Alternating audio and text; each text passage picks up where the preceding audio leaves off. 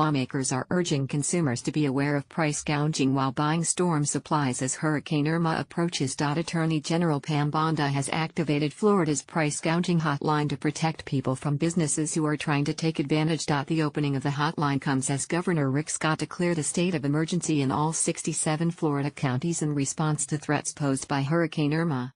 Anyone who suspects price gouging can report it to the Attorney General by calling 866-9-NO-SCAM. As of Tuesday afternoon, the Attorney General's office had already received 143 alleged price gouging complaints related to Hurricane Irma. Of those complaints, 12 were from Lee County, and 0 were from Collier and Charlotte counties. They should be penalized, Lehigh Acres resident Kevin Thibodeau said. They should be penalized because it's not fair. State law prohibits extreme price hikes of essential commodities like food, water, ice, gas, hotels, lumber, or any type of equipment that is needed as a direct result of an officially declared emergency. It's illegal to price gouge, Governor Rick Scott said.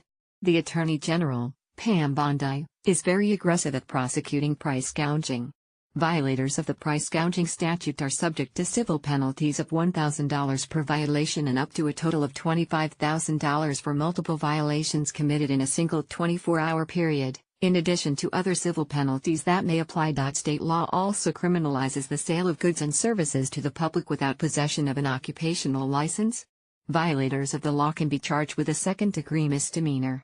They need a very severe penalty, said Camilla Adcock, North Naples. That's horrible to take advantage of somebody that way.